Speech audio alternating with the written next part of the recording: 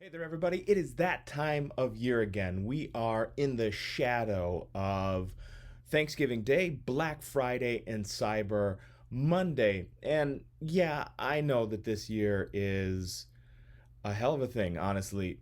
But with all of the sales that you are going to see posted on stuff, we thought it would be prudent to help you determine what exactly is the best, in this case, laptop for your needs. So, hey there, everybody. Welcome back to the channel, RVCCIS.info, where faculty representatives from Rock Valley College's Computers and Information Systems Department talk to you, our community at large, about things roughly having to do with computer science. And today, it's buying computers. So, those of you who have had me, especially, in a class know I cannot be contained when it comes to frivolously buying stupid computer stuff. Like, literally at this moment, the reason I'm actually enjoying the sunlight up here and not in my dungeon office is because I need to be able to look out this window where my M1 Mac Mini is supposedly going to arrive at some point in time today. So I don't need another Mac Mini. I know that this is true. I actually have one ancient one that I bought for like $60, that is serving as a media server. That's where all these videos end up because video takes up a ton of space. I have an iMac that I use to do the editing on these things, unless like today I'm up here on my big 16-inch Mac or MacBook Pro, so I'm an idiot. And who better to tell you what to avoid or what to look for when buying idiot stuff than an idiot? So today what I thought we would do is just highlight again some of the big considerations that you should have when looking at all of those sales coming to you, or theoretical sales coming to you on all of these computers that maybe you will look into purchasing here at Black Friday or Cyber Monday or sometime in between here and there. Our number one piece of advice for everybody who's looking to buy a piece of a computer equipment this week or any other week is to make sure that you actually need it. Now, this is a piece of advice that I will tell you, that story I just told you suggests that I do not follow my own advice on this. But as a grown man with income, I can make stupider decisions. Now, 20-year-old Eric could not afford stupid decisions.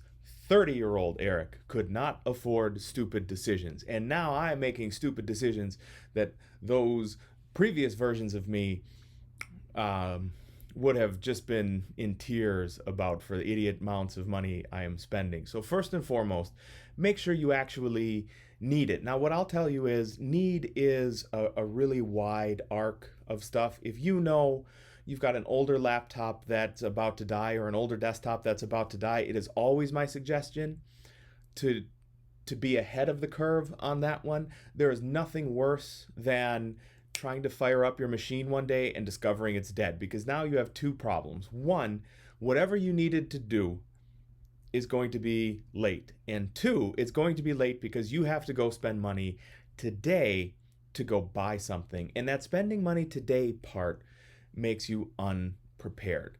So if you know that you're in imminent need of a replacement, I always feel like it's better to do that than it is to wait. I have a Surface Book downstairs that is just signaling that it's time to be replaced. So before that one, makes its final boot, that's what that Mac Mini is here to do. So I have some space to use my iMac as a Windows machine, which is an unholy matrimony of a shit operating system and a good piece of hardware. But more at that at another day. So number one, make sure you need it. Number two, the most important spec that you should look for is RAM. That's memory. Memory on either a Windows machine or on a Mac is really where the biggest semblance of what you and I would determine is speed is probably made.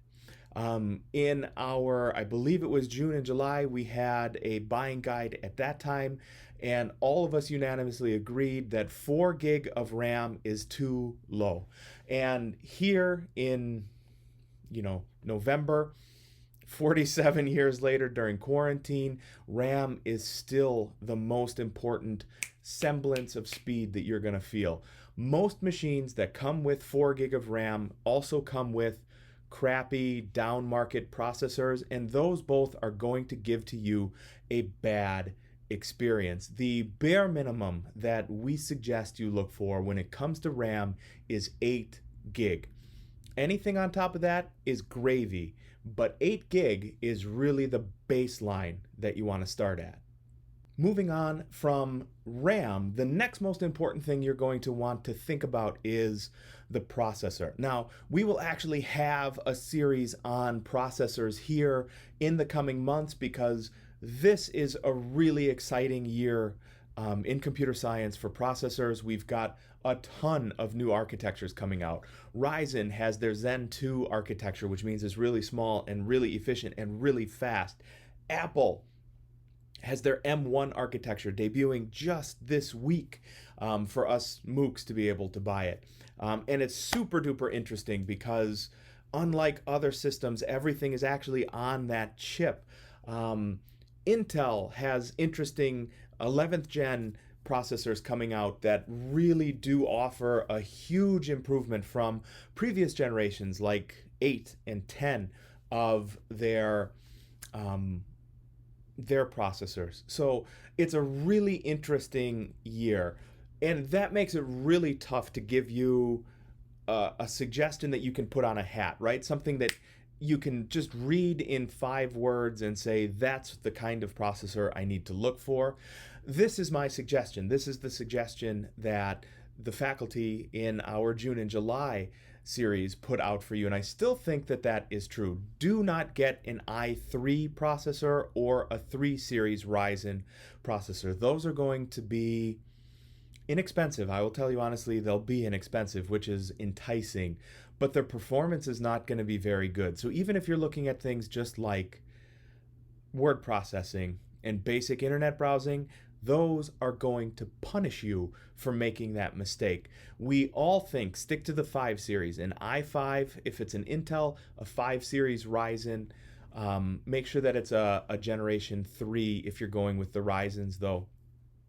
Those are going to have 4 or more cores, which means that they're going to be faster and probably handle your multitasking. So, having Spotify and YouTube and Office and mail applications open, all of that's going to run pretty well. If you can spring for it and you have the need, make sure you have the need. There are 7 series processors as well. There are i7 and the 7 series Ryzen. Those are going to have a lot of performance. So this Mac that we're recording this on has a ton of performance and it's fantastic. It has a 6-core i7 in it. So it's got an external camera running here, it's got a mic running here, it's got software over here recording everything, and it works out really great. But if you don't have the need for something super duper powerful, don't buy something super duper powerful. Stick to the needs that you have. So the sweet spot when it comes to the processor is the i5 or the 5 series Ryzen.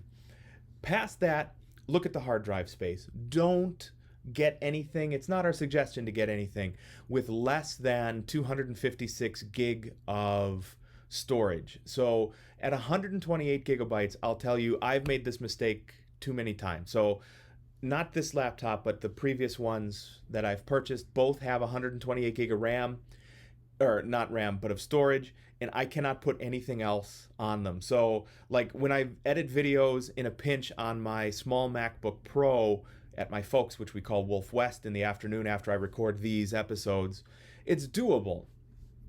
The problem is I actually have to export the video onto an external drive because I do not have any more space on there. And that is a dangerous place to be. And I know what I'm doing with cloud storage. So for those of you who just want something that'll work and don't have to want to think about it, and I'm in that camp too, Stick to 256 gigabytes of storage or more. The more, the better, usually, because probably you will fill it up. So, those are the big things, honestly, to look for. The first is the RAM, the second is the processor, the third is the storage. Now, what I'll tell you is in the links below, or in the description below, we will have links to, I think, the three or the four rather best places for you to look if you are looking for laptops or desktops. Now, laptop and desktop, it doesn't matter. The same rules there apply.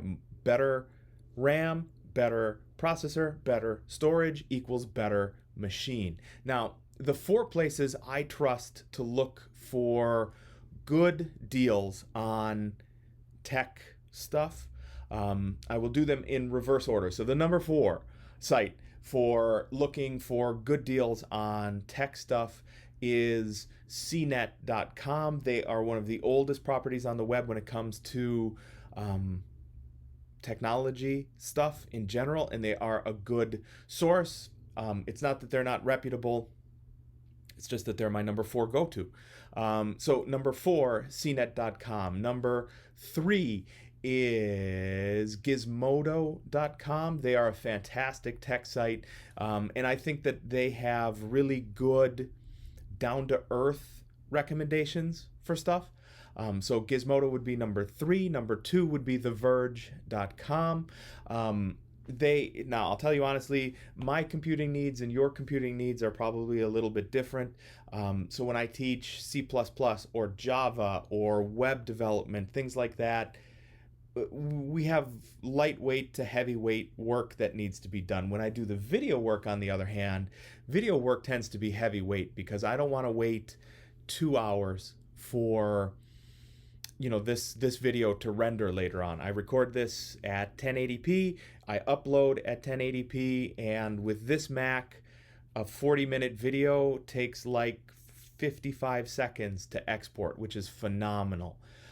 So their recommendations are more, I'll call it a feat. They're expensive too, but they align with me. Now, the number 1 place I can suggest you wholeheartedly to look for deals on anything is dealnews.com. Absolutely positively, if you have located a price on a laptop or a desktop that you think is acceptable, go over there and check with the price really quickly, because you'd be surprised at the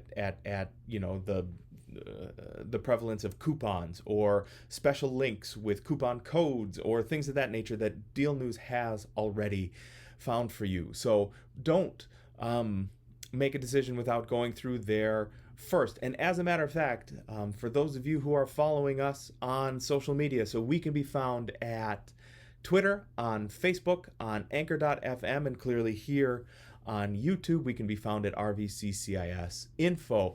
I will be tweeting a ton of probably Deal News links to really good prices on laptops, especially because I think most students are in the laptop sphere because you take it with you. One day we'll go back to class and you'll be glad you invested smartly in a laptop, because when you can just pick this up and take it with you to class, it makes a world of difference because you can work wherever you are, as opposed to writing down notes. That's bullshit. I haven't seen too many note takers in a long time. So my suggestion personally is laptops for students because versatility is king. So that was our quick recap, hopefully quick, on what to look for when buying a machine here, holiday 2020. RAM first, processor second, storage third. Find a site that will help you ensure that you are getting the best price on that.